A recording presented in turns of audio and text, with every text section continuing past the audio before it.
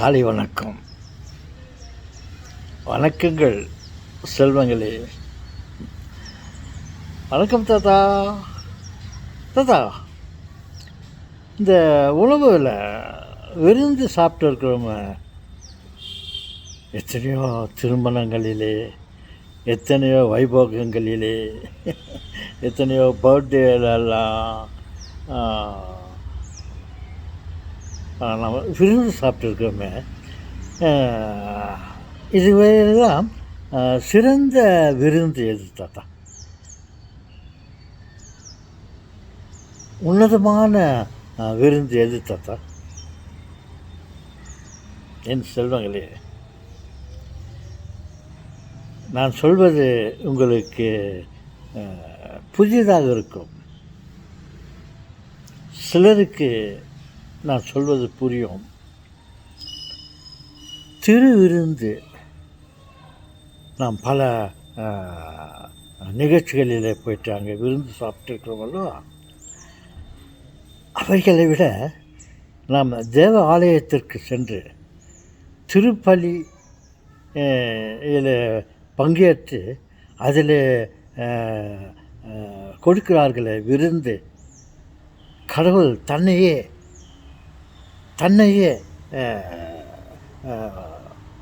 தன் மக்களுக்கு விருந்தாக கொடுக்கிறார். தன் உடலையே உணவாக கொடுக்கிறார். தன் இரத்தத்தையே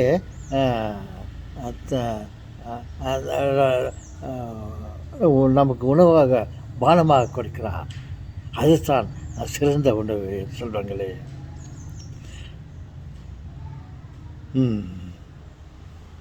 எங்களுக்கு சரியாக புரியலையே தாத்தா நீங்கள் சொல்கிறது. நாம் சொல்லுங்களே. எப்படி என்றால், திருப்பலி பூஜை தேவாலயத்தில் திருப்பலி நடக்கிறது அல்லவா? அந்த திருப்பலியில் கடவுள் ஆகப்பட்டவர் தன்னையே உணவாக கோயிலுக்கு வந்தவங்களுக்கெல்லாம் தன்னையே கொடுக்கிறார். நன்மை வாங்குதல், நன்மை என்ற பேரில் அவர் தன்னையே கொடுக்கிறார். அந்த விருந்து தான் மிகவும் சிறப்பான விருந்து என்று சொல்கிறாங்களே.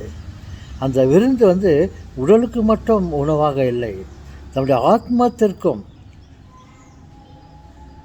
நம்முடைய நித்திய ஜீவத்திற்கும் அது வலுவை கொடுக்கிறது. சொல்லி அதுதான் சிறந்த உணவு.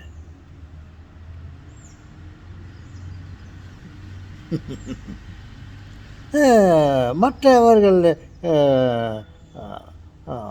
அவர்களுடைய தேவாலயங்களில், தேவஸ்தானங்களில் அவர்களுக்கு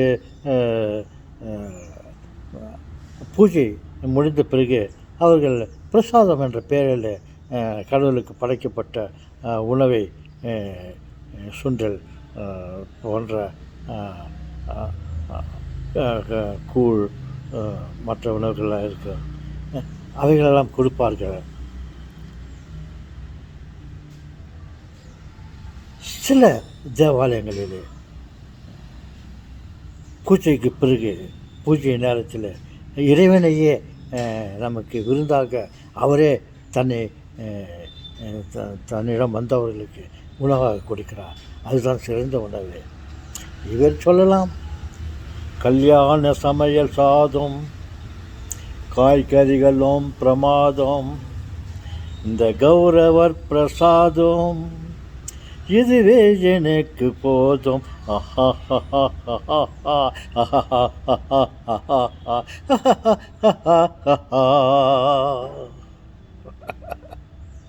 அப்படி என்று அவர் அந்த விருந்தை, கௌரவர் பிரசாதம், இதுவே எனக்கு போதும், ஆஹா ஆஹா காய்களும் பிரமாதம் அப்படி என்று மிகவும் சந்தோஷமாக அந்த உணவை உட்கொண்டிருக்கிறார். ஆனால் அவைகளெல்லாம் நிச்சய ஜீவத்திற்கான உணவு இல்லை.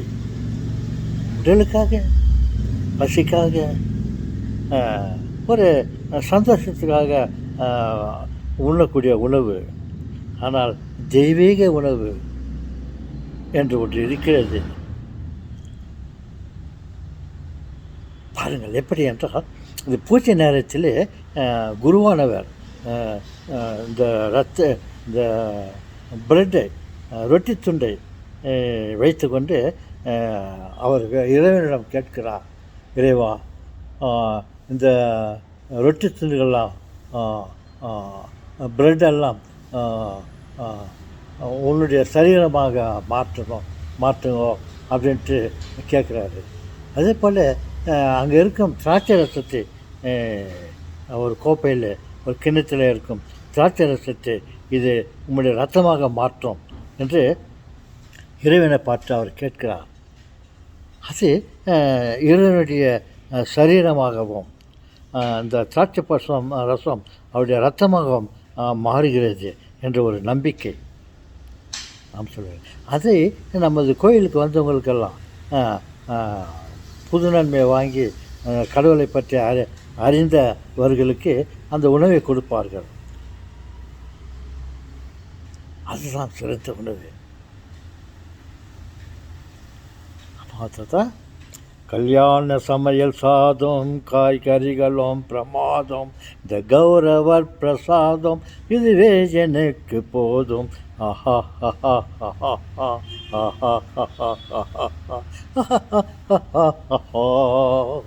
அப்படின்னு சொல்கிறாரு. இதுவே எனக்கு போதும் சொல்கிறாரு. அதை விட தேவாலயத்திலே கொடுக்கும் திருவிருந்து தான் மிகவும் சிறப்பானது.